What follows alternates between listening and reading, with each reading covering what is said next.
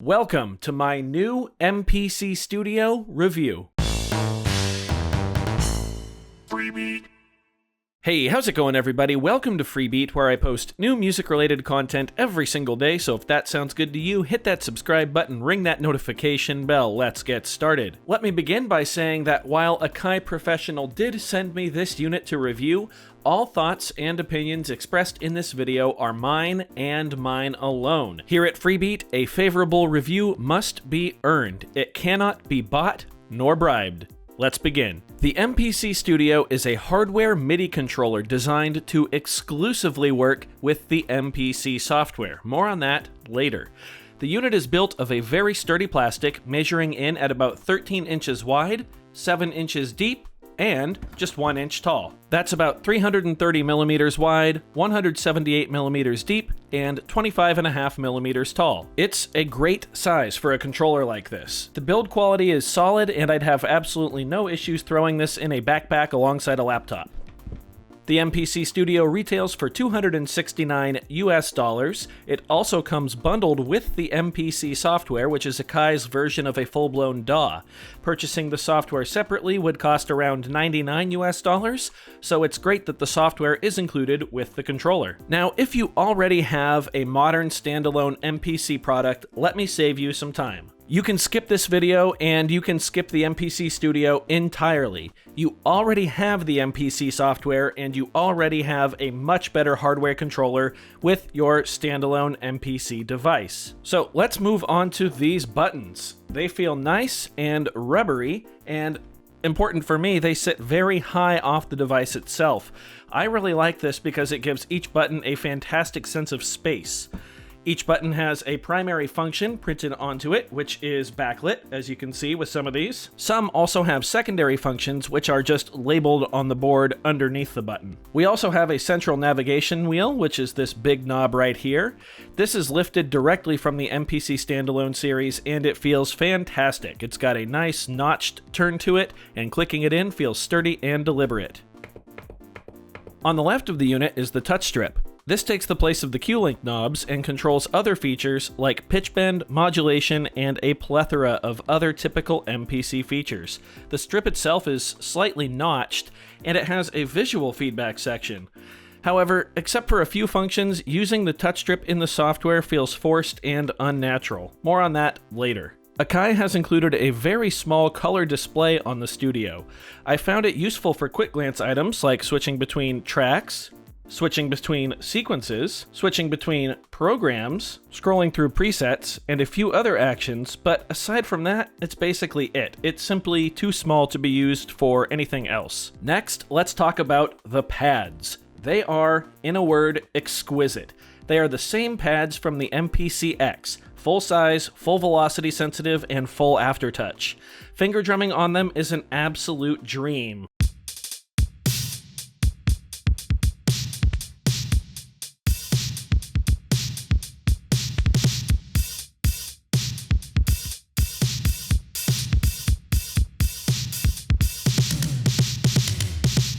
They're full RGB backlit as well, just like the MPC standalone pads, and the different colors are used to full effect, representing things like active tracks, muted pads, sample categories, and more. On the back of the unit, we find a full-size USB Type-B port for connection to the computer, as well as a pair of 3.5mm MIDI in and out jacks. Also included in the box are a pair of adapters to turn each of those 3.5mm jacks into traditional 5-pin MIDI jacks. More on MIDI functionality later.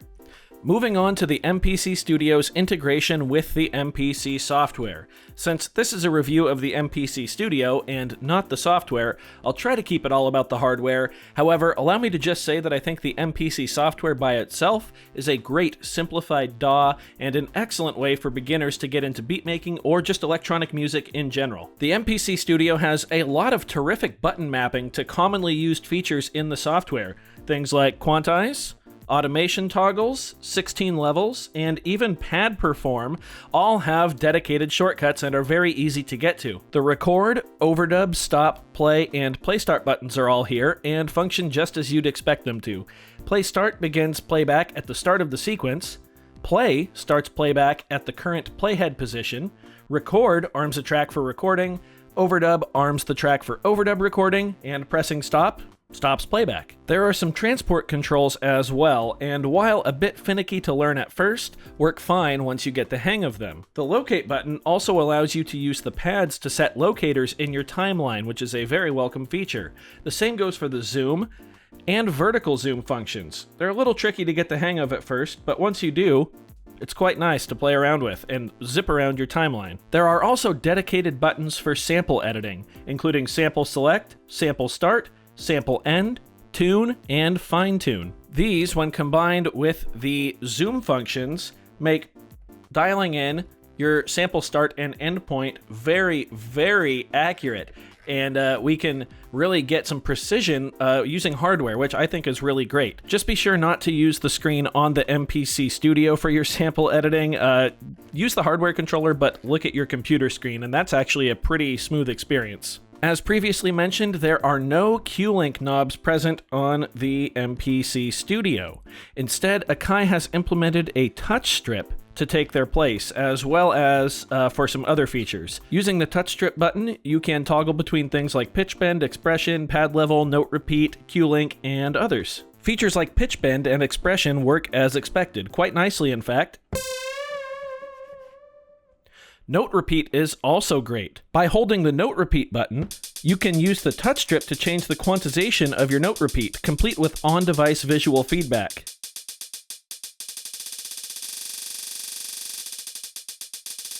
It works great. What does not work great, however, is using this touch strip in place of QLink knobs.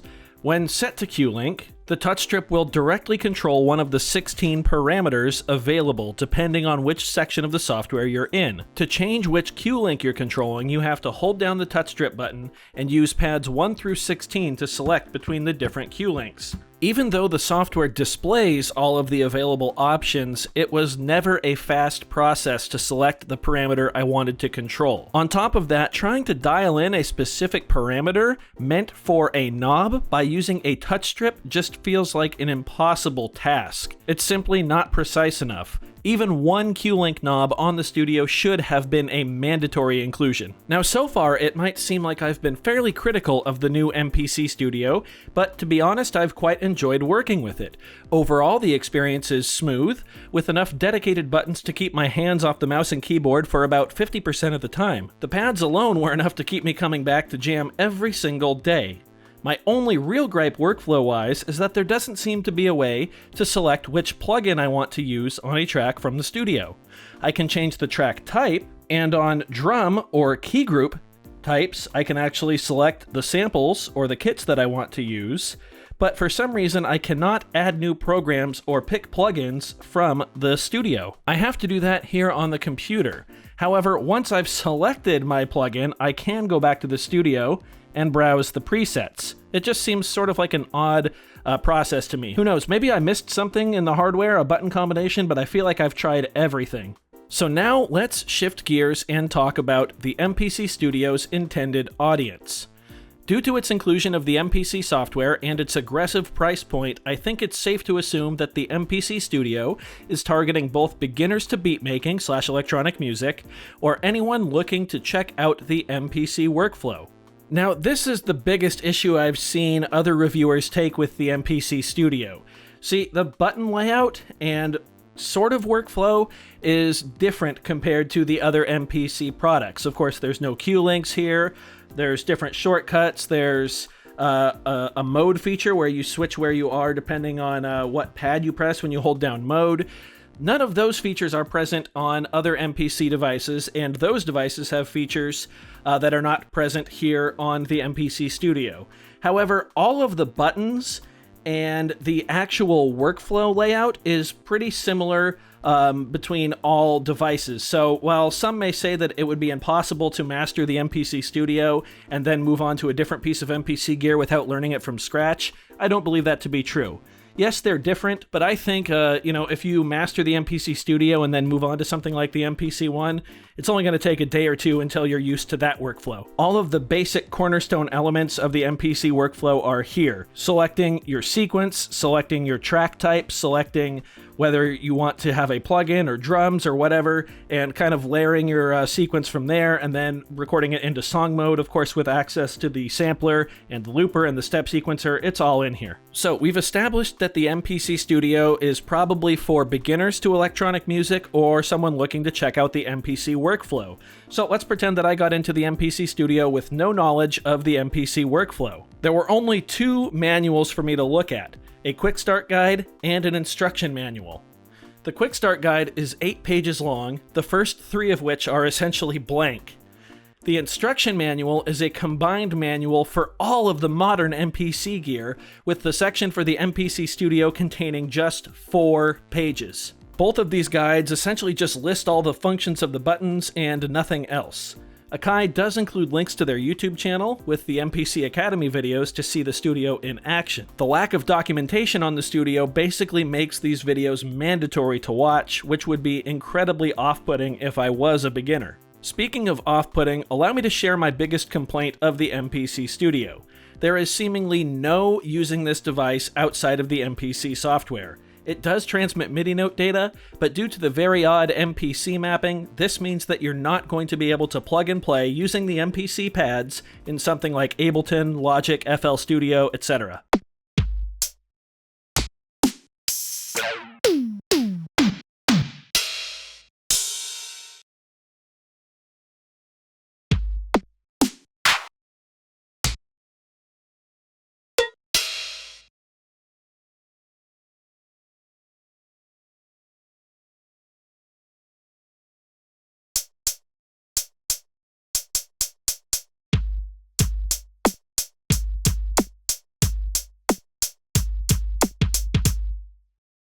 I'm sure eventually someone will make properly mapped templates for those various programs, and to be fair to Akai, they didn't market this as a general MIDI controller, but it's still a little disappointing. So fine, it won't work with non-MPC software, but surely the MPC Studio would work with MPC hardware, right?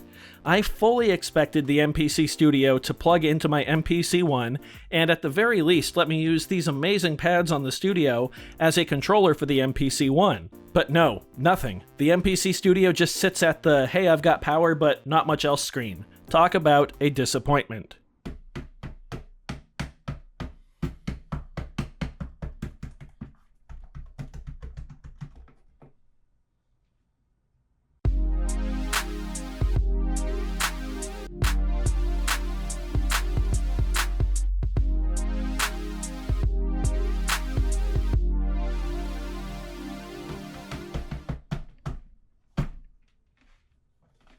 Oh yeah, remember those MIDI jacks in the back and the adapters?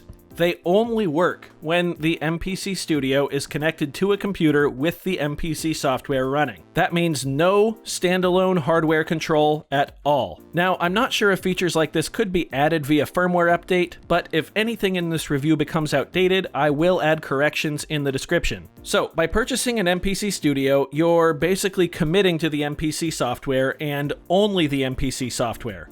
In its current state, without that software, this controller becomes a paperweight, which is a real shame because I absolutely love these pads. On the plus side, the MPC Studio has an attractive price of $269 US, especially since it includes the MPC software, the pads feel incredible, and the device does a pretty good job of keeping you away from the mouse and keyboard. However, for a device seemingly targeted at beginners, the lack of instruction and lack of consistency with other MPC products is a bit puzzling. On top of that, the lack of any MIDI connectivity outside of the MPC software, even with other MPC products, pretty much rules this out for any sort of upgrade path. So, for the first time ever, I'm going to assign a product 2 different review scores. As a controller for the MPC software, the MPC Studio receives an A-. But as an overall MIDI controller, the MPC Studio receives an F. If you are looking to get into the MPC software and only the MPC software, the MPC Studio is a near perfect purchase. If not, then I recommend spending your money on something else. Again, massive thanks to Akai for sending me this review unit. I do hope you found this review video helpful, or at least entertaining. If so, be sure to leave a like on it. If not, you can always leave a dislike, that's okay too. Doesn't hurt my feelings, just makes me try that much harder next time. Either way, be sure to hit that subscribe button, ring that notification bell. Thank you so very much for being here. Thanks for watching, we'll see you next time. Bye.